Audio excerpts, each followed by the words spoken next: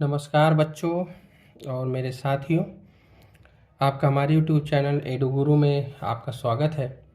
और जैसे कि आपको पिछले वीडियो में जानकारी दी गई थी कि यूपी बोर्ड की परीक्षाएं बहुत ही नज़दीक है और इसी के क्रम में हम अपने यूट्यूब चैनल के माध्यम से आपको गणित के हर एक चैप्टर के मुख्य मुख्य प्रश्नों को हल करवा रहे हैं, जिसमें हमने पहले चैप्टर से शुरुआत की थी वास्तविक संख्याएं, और इसके हमने पिछले 5 सवालों को हल करवा दिया था और ये कुछ 5 सवाल बचे हुए हैं, तो आज हम इनको जो है हल करते हैं।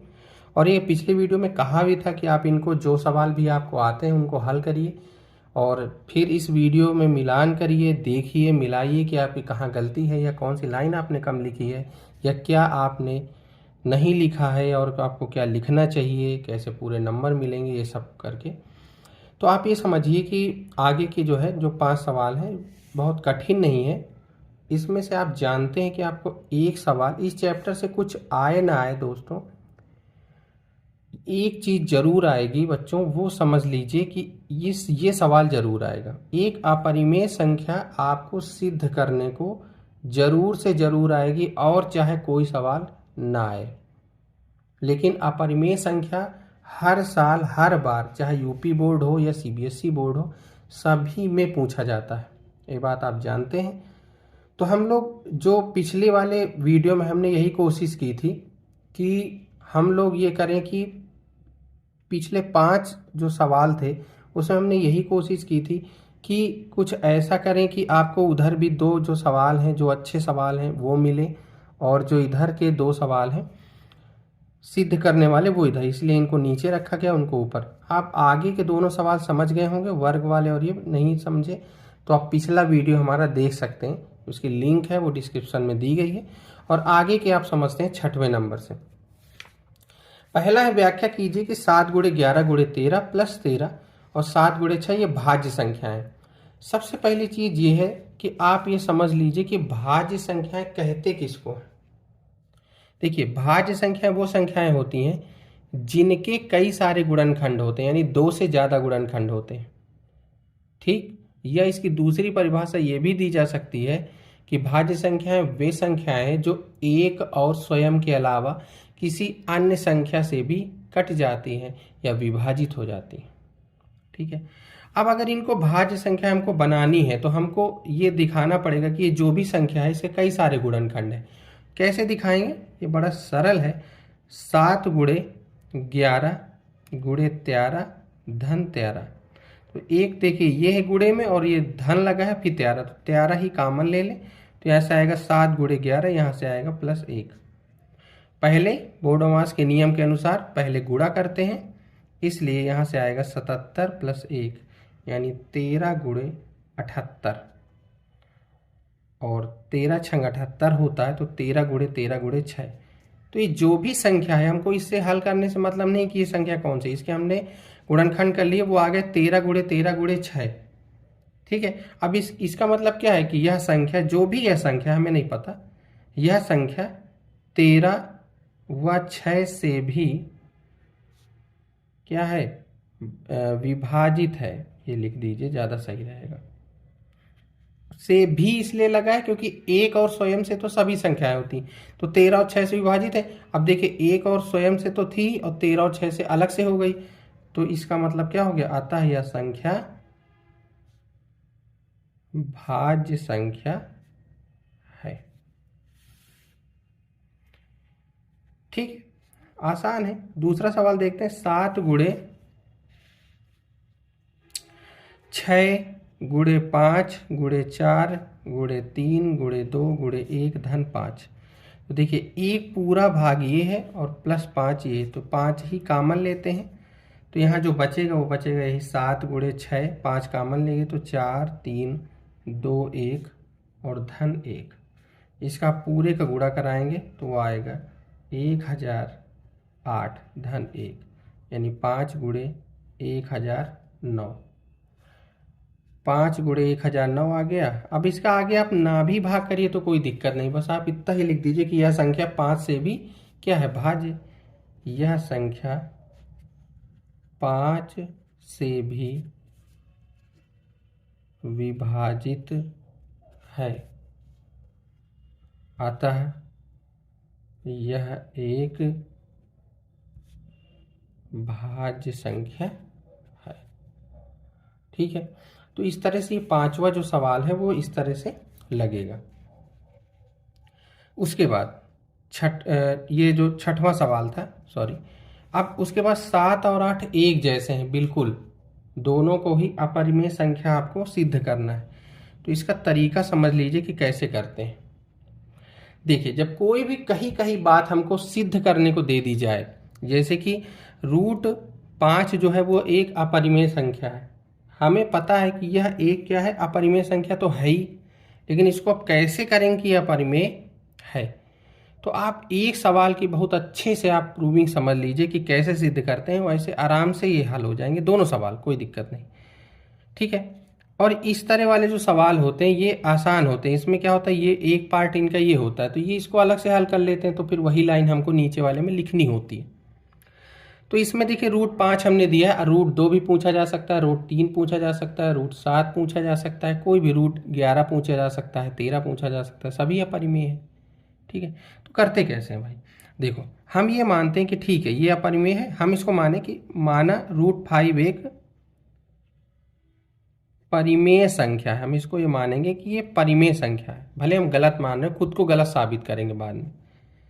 तो अगर ये परिमेय संख्या है तो इसके हम सबूत देंगे, वो सबूत सही निकल गए तो इसका मतलब ये परिमेय है, गलत निकल गए तो पर जो संख्या परिमेय नहीं है तो अपरिमेय तो होगी ही होगी अपने आप। तो सबसे प्रूव करने का सबसे आसान तरीका यही होता है कि आपको कोई चीज़ करनी है तो आप उसके विरोध में मान लो कोई चीज़, और उसी के अनुसार उसके पूरे एप्लीकेशन को सॉल्व करिए, और अगर आप सही निकलते हैं, अगर वो है तो आप गलत ही निकलते हैं, तो आप बाद में यही लाइन लिखनी होती है कि जो अभी हमने धारणा माना है वह गलत है, अतः यह एक अपरिमेय संख्या, यही अंतिम लाइन होती है, तो आपको समझना है। तो अब हमने मान लिया कि √5 जो है वो एक परिमेय संख्या, अगर कोई संख्या परिमेय होती तो आप जानते हैं कि उसको a/b के रूप में या p/q के रूप में लिखा जा सकता है, a/b, जहाँ b जो है वो 0 नहीं हो सकता। ये तो हमने लिख लिया कि अगर ये है तो ठीक है। यहाँ पर और कुछ लिख सकते हैं कि a और b जो है वो पूर्णांक हैं, तथा a और b का जो HCF है वो कितना है, 1 है। इसका मतलब ये है कि इनके बीच कोई भी उभयनिष्ठ संख्या नहीं है, मतलब इनका जो आप HCF निकालेंगे तो 1 होगी, यानी ये भी कोई अभाज्य संख्या है, ये भी कोई अभाज्य संख्या है, या अगर कोई ये भाज्य है तो ये अभाज्य, ये अभाज्य है तो ये भाज्य। कुल मिलाकर के इनका जो HCF है यानी महत्तम समापवर्तक वो क्या है, 1 है। ठीक है, ये हमने मान लिया। उसके बाद हम यहाँ गुणा करते हैं तो यहाँ से निकलता है कि a जो है वो √5b है, अगर दोनों पक्ष का स्क्वायर कर दें तो आएगा a² = 5b²। इससे क्या निकलता है समझिए, जब a² = 5b² है तो आप ये पीछे पढ़ चुके हैं यूक्लिड विभाजन एल्गोरिथम से कि अगर इस प्रकार कोई संख्या लिखी होती है तो इसका मतलब क्या होता है कि 5a² को विभाजित करता है, इधर जो भी संख्या, अब जैसे a² = 5b², इसका मतलब b² भी a² विभाजित करता है भाई, इसके गुणनखंडी तो लिखें तो 5a² को क्या करता है, विभाजित करता है। अगर a² को करता है तो 5a को भी विभाजित करेगा, 5a को विभाजित करेगा। अब अगर ऐसा ये विभाजित कर रहा है, अतः अब माना कि जो a है वो क्या हो जाएगा, 5k हो जाएगा, जहाँ k कोई पूर्णांक होगा, जहाँ k कोई पूर्णांक है, इस तरह का हमने मान लिया। अब यहाँ a का हम उठा करके वैल्यू रख देते हैं, यहाँ पर इसको समीकरण 1 मान लीजिए, तो यहाँ समीकरण 1 में जब वैल्यू रखेंगे तो 5k का होल स्क्वायर जो होगा वो 5b के होल स्क्वायर के बराबर हो जाएगा, यानी 5k² जो होगा वो क्या हो जाएगा, b²। इसका मतलब है कि 5b² को भी विभाजित करता है, पहली चीज। अब b² को करता है तो 5b को भी विभाजित करेगा, अगर बी स्क्वायर को करता है तो क्या होगा, 5 बी को भी करेगा विभाजित। जब बी को भी करेगा तो इसका मतलब क्या है कि इसको अगर हम मान लें समीकरण 2, तो 1 व 2 से भाषा तो हमने लिखी थी। अब देखिए जो 5 है वो ए को विभाजित कर रहा है, बी को भी विभाजित कर रहा है, दोनों को विभाजित कर रहा है। इसका मतलब है कि जो 5 है वो ए और बी का उभयनिष्ठ गुणनखंड हो गया। जबकि हमने ये माना था कि अगर ये परिमेय है तो इनका एचसीएफ क्या होना चाहिए, 1, लेकिन यहाँ तो 5 हो गया। ठीक है, तो 1 और 2 से यही मतलब तो निकला कि जो उभयनिष्ठ गुणनखंड है वो कितना निकल गया, 5 है वो। और ये नहीं होना चाहिए क्योंकि हमने माना है कि एचसीएफ 1 है, 5 है जो हमारी कल्पना के विपरीत है, या जो हमने धारणा बनाई है उसके विपरीत है, कुछ भी लिख सकते हैं आप अपनी भाषा में। ठीक है, तो यह हुआ क्यों, तो यहां से एक भाषा लिख सकते हैं कि यह विरोधाभास क्यों हुआ, हमारी त्रुटिपूर्ण कल्पना के कारण हुआ है। क्योंकि हमने ही क्या है, गलत मान लिया था कि √5 एक परिमेय संख्या है, अतः √5 एक अपरिमेय संख्या है। इतना आपको हल करना है पूरा सवाल, ये समझ लीजिए। इतना पूरा हल करेंगे, अगर 4 नंबर का है तो पूरे के पूरे 4 नंबर मिलेंगे, 5 नंबर का है तो पूरे के पूरे 5 नंबर मिलेंगे। और इसको हल करने का यही एक पूरा तरीका है। जहां तक पूरा है कि इसी तरह के सवाल पूछे जाएंगे, √5, √3, √2, √7, √11, इस तरह। अब इसी में अगर आपसे एक चीज जोड़ के पूछ लेता है, जैसा कि आप देख सकते हैं कि सवाल 8 में पूछ लिया कि 6 धन √2 एक अपरिमेय। अब आप एक बात जानते हैं कि जब भी कोई परिमेय संख्या और अपरिमेय संख्या को जोड़ा जाता है तो वो संख्या भी क्या होती, अपरिमेय ही होती, लेकिन इसको हमको सिद्ध करना है। तो यहाँ पर भी वही कहानी है, तो आप इसको समझ लीजिए, ये उससे भी छोटे सवाल हल हो जाते हैं, कोई दिक्कत नहीं। जैसे हमको 6 धन √2, तो इसको हम क्या मान लेंगे कि माना 6 धन √2 एक परिमेय संख्या है, वही सेम तरीका है। तो अगर ये है तो इसको हम a/b में लिख सकते हैं।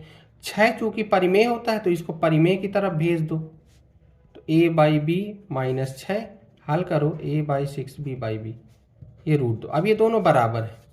अब यहाँ पर देखो क्या होता है कि जब ऐसे सवाल पूछे जाते हैं तो हम पूरा हल करके नहीं दिखाते, जबकि हम ये जानते हैं कि √2 क्या है, एक अपरिमेय संख्या है, और ये क्या है, एक परिमेय, यानी इधर वाली जो संख्या है वो हो गई अपरिमेय और इधर की जो संख्या है वो हो गई परिमेय। तो ये दोनों चीजें बराबर कभी नहीं हो सकती हैं। इसका मतलब ये है कि अगर ये अपरिमेय है तो ये संख्या भी क्या होगी, अपरिमेय ही होगी। इसका मतलब ये है कि जो भी हमने माना है वो क्या है, गलत है। आपको पूरी वही भाषा पूरी की पूरी लिख देनी है और फिर अंत में लिख देना है कि अतः 6 धन √2 एक अपरिमेय संख्या है। अब यहाँ पर आपको √2 का अपरिमेय करने की जरूरत नहीं है, या चाहे आपके पास समय है तो आप इसको साइड में हल करके दिखा सकते हैं कि हम LHS, इधर का LHS ले लो कि √2 जो है ये तो परिमेय है, ये तो हमने मान लिया क्योंकि ये माने बैठे हैं कि यहाँ परिमेय है, 6 परिमेय होता ही है तो ये पूरा भाग परिमेय है। तो किसी तरह √2 को भी परिमेय लाओ, लेकिन √2 को जब हम परिमेय करने जाएंगे तो कौन सा तरीका अपनाएंगे, पूरा ये वाला √5 वाला, पूरा यही तरीका। इस तरह जहां जहां 5 है वहां वहां 2 कर देंगे, पूरा सब कुछ है। तो इसी तरह लास्ट में जैसे यहाँ आ गया कि √5 जो है परिमेय है, वैसे यहाँ आ जाएगा √2 क्या है, अपरिमेय है। अतः 6 + √2 जो है वो भी एक क्या होगी, अपरिमेय संख्या ही होगी। इस तरह से जो है ये 7 और 8 सवाल हैं, और ये 2 सवालों में जरूर एक सवाल आपसे जरूर से जरूर पूछा जाएगा। ठीक है, चलते हैं 9 और 10, 2 सवाल हमारे बचे हुए हैं। पहला, इसको p/q के रूप में लिखिए, और देखिए कि यहाँ पर क्या लगा है, बार लगा। इसका मतलब ये होता है कि जिस नंबर तक लगा होता है वो नंबर बार बार रिपीट करता है। क्या करता है ये, रिपीट। तो इसको भी हम लोग समझ लेते हैं। 9 नंबर, तो जो 9 दिया है वो दिया है 43.1 2 3 4 5 6 7 8 9, इसमें बार दिया है। तो इसको हम लोग कैसे करेंगे आपको समझना है। तो देखिए इसको ऐसे करते हैं, ये बचपन में भी आप लगाए होंगे, कक्षा 6-7 में पढ़ाए जाते हैं। तो x बराबर यहाँ मान लो, और जितने में बार लगा होता है, तो इसका मतलब ये है कि यहाँ मैं नहीं लगा रहा, 1 2 3 4 5 7 8 9 है, उसके बाद फिर यही नंबर रिपीट होंगे और फिर ऐसे ही आगे डॉट डॉट डॉट। तो अब क्या करते हैं, जितने नंबरों को हमको निकाल, जितने में बार लगा है उतने का ही गुणा कराते हैं। 9 तक है तो यहाँ पर किससे गुणा कराएंगे, 10 की घात 9 का। ये नंबर बड़ा ना हो इसलिए 10 की घात में लिख दिया 9 का। अगर 3 अंक में लगा होता तो 3 का गुणा कराते थे, कोई दी जैसे 1 2 3 1 2 3 1 2 3 इस तरह रिपीट होता था। तो यहाँ पर काफ़ी बड़ा नंबर 10 की घात 9 का करा दिए। तो यहाँ से आ गया 43, और ये सब जब गुणा हुआ तो ये दशमलव की इधर हो गया, और ये दशमलव जो यहाँ लगा था वो खिसक के यहाँ लग गया ऐसे, और वही चीज़ आगे फिर सेम सेम चलने लगी। इसको फर्स्ट मान लीजिए, इसको सेकंड मान लीजिए, और घटा दीजिए दोनों को। तो घटाएंगे तो आप देखेंगे कि 10 की घात 9x माइनस x होगा, और यहाँ पर ये 43 1 2 3 4 5 6 7 8 9 से घटेगा जब ये 4 3, और ये वाला जो भाग होगा दशमलव के पूरा पूरा उधर से घट के 0 हो जाएगा। जब आप घटाएंगे तो देखो 10 की घात 9 यानी कि होता है लगभग 1 अरब, और 1 अरब से आप 1 घटा देंगे तो 99 करोड़ बचेगी, यानी 99 करोड़ 99 लाख 99 हज़ार और 999 x बराबर, यहाँ पर घटाएंगे तो 43 सिर्फ इतने में घट जाएगा, 4 3 1 2 3 4 5 6 7, और 89 में जब घटा देंगे तो यहाँ से बचेगा 4 और उसके बाद 6, और x बराबर जो आएगा वो आएगा 4 3 1 2 3 4 5 6 7 4 6 बटे 9 9 कितने 8, 4 हो गए और 4 ये आपका उत्तर होगा पूरा। ठीक, ये काफ़ी बड़ा नंबर था, आपसे इतना बड़ा नहीं पूछा जाएगा, आपसे कोई भी छोटा सा नंबर पूछ लेंगे। जैसे कह दे कि x बराबर इस तरह का दे दे कि 1.27 का बार ये है, तो इसको भी देख ही लीजिए आप। तो यहाँ देखिए 2 अंक में लगा है तो 2 का गुणा कराएंगे यानी 100 का कराएंगे, तो ये आएगा 127.27 बार। वही चीज़ बार बार ये घटा देंगे तो यहाँ से बचेगा 126, यहाँ से बचेगा 99x, तो x बराबर आएगा 126/99। ये 3 से कट जाएगा तो काट पीट के आप उसका उत्तर लिख दीजिए। इस तरह से p/q के रूप में लिखा जाता है। यानी कोई भी ऐसे नंबर हैं जो आवर्ती नंबर होते हैं उनको हम परिमेय संख्याओं में इस तरह बदल लेते हैं। इसका एक सवाल था, ये काफ़ी बड़ा है, आपसे इतना बड़ा नहीं भी पूछा जाएगा तो कोई भी छोटा सा पूछ लिया जाएगा। ठीक है, उसके बाद है अंतिम और लास्ट सवाल है, और वो है बताइए कि दशमलव प्रसार शांत है या अशांत है। इसको समझ लीजिए। तो ये देखिए बहुत आसान होते हैं इनको देखना, शांत और अशांत आवर्ती। ठीक है, तो इसमें देखो क्या है, इसमें सबसे आसान ये होता है कि अगर नीचे हर जो है वो 2 की घाते n और 5 की घाते m इस टाइप का कोई भी संख्या होगी तो वो नंबर जो होगा वो कैसा होगा, शांत होगा। ठीक, और अगर इनके अलावा कोई नंबर है जब सॉल्व करने पर, और आंसर में एक चीज़ और भी हमको ध्यान रखनी है कि वो जो अंश होना चाहिए ना वो अभाज्य संख्या होनी चाहिए। जब अगर ऐसा नहीं है तो पहले आप कर लीजिए उसको सॉल्व करके। तो जब ऐसे लिखा है तो जैसे पहला सवाल आप देखिए, पहले हम 23 एक अभाज्य संख्या, नीचे 2 और 5 प्रकार के लिखें, तो ये जो नंबर होगा कैसा होगा, शांत होगा। ठीक है, उसके बाद 129 अभाज्य है, 2 की घाते 2 5 की घात 7, ये तो है लेकिन 7 की घाते 5 है, तो ये क्या होगा 7 है, तो यहाँ पर क्या होगा, ये अशांत होगा। ठीक, अगला है 15, ये चूंकि भाज्य संख्या और 1600, तो पहले इसको सॉल्व कर लेंगे, 1500/1600। ठीक है, तो इसको आप समझ लीजिए कि जो 15 है उसको क्या लिखते हैं हम 3 × 5, और 1600 जब होगा तो 1600 को हम लिखते हैं 40 × 40, और 40 होता है 8 और 5, और ये भी होता है 8 और 5, और 8 होता है 2 की घाते 3, यानी इसको लिखेंगे 3 × 5 बटे 2 की घाते 3 यहाँ से और 3 यहाँ से, कितना हो जाएगा 2 की घाते 6 और 5 की घाते 2, इतना आ जाएगा। ठीक है, तो 5 देखो क्या हो जाएगा, 1 यहाँ से हट जाएगा तो आएगा 3/2 की घाते 6 और 5। अब देखो ये क्या हो गई, अभाज्य हो गई, लेकिन जो नीचे का जो भाग है वो 2 और 5 ही है, अतः जो ये नंबर है ये भी क्या होगा, शांत होगा। इस तरह आपको सॉल्व कर लेना है। अगला देख लीजिए 77/210, इसको सॉल्व करेंगे तो 77 को देखो करेंगे 7 × 11, 210 के हैं तो ये होता है 7×21, यानी ऐसा। तो यहाँ देखो 7 से 7 हटा दो, अब बचा 11×3 यहाँ से आएगा 2×5। ठीक है, तो देखो 2 5, अब ये अभाज्य हो गई, 2 और 5 है, लेकिन अलग से क्या है यहाँ 3, तो ये नंबर कैसा होगा, अशांत होगा। ठीक है, तो ये बिल्कुल आसान तरीका है कि शांत और अशांत देखने का। अंश जो होना चाहिए वो अभाज्य संख्या होनी चाहिए, और जो हर होना चाहिए वो 2 और 5 टाइप का अगर लिखा है तो उसके अलावा, यानी 2 की घात n और 5 की घात m टाइप का लिखा है तो वो शांत होगा। इसके अलावा कोई संख्या लिखी है तो वो अशांत होगा। अशांत के 2 भाग हैं, जो एक होता है कि अशांत आवर्ती और अशांत अनावर्ती। तो इस हमको डिटेल में नहीं जाना, आप पढ़ चुके हैं। बस हमको ये है कि ये 10 क्वेश्चन थे वास्तविक संख्याओं से जुड़े। इनसे 1-2 जो बहुत ज़्यादा इंपॉर्टेंट है वो ये कि आप परिमेय संख्या से जरूर सवाल आ सकता है। यूक्लिड विभाजन एल्गोरिथम से जरूर एक सवाल पूछा जाएगा, चाहे एक नंबर में ही पूछा जाए। दूसरा ये है कि ये 3 सवाल है, 6 की घात n वाला, और किसी का वर्ग 3m+1, या किसी का घन 9m+1, 9m टाइप का। ये इतने सवाल हैं, इनमें से 3-4 सवाल बहुत ही ज़्यादा इंपॉर्टेंट हैं।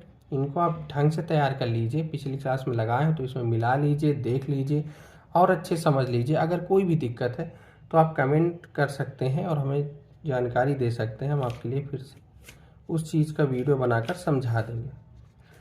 ठीक है, तो बच्चों ये जो है वो पहले चैप्टर के 2 वीडियो में हमने 10 मुख्य प्रश्नों को लगवाया। ठीक है, अगले वीडियो में अगले चैप्टर के जो मुख्य क्वेश्चन होंगे उनको लगवाएंगे, या उसी तरह के लगाएंगे। अगर आप 10-15 मिनट के वीडियो में 5 सवाल 10 सवाल सीख रहे हैं तो ये समझ लीजिए आपका बेस्ट रिवीजन है। तो अगले वीडियो में मिलते हैं। जो दूसरा आपका चैप्टर है बहुपद, उससे जुड़े जो भी उसके मुख्य सवाल होंगे उनको हम लोग लगाएंगे। ठीक है, तब तक के लिए धन्यवाद। हमसे जुड़े रहिए, हमारे चैनल को सब्सक्राइब कर लीजिए ताकि आप नए नए वीडियो प्राप्त कर सकें, पढ़ते रहें और अपनी तैयारी जारी रखें, ताकि आपकी गणित का और अन्य विषयों का भी पेपर बहुत अच्छा हो। ठीक है, धन्यवाद।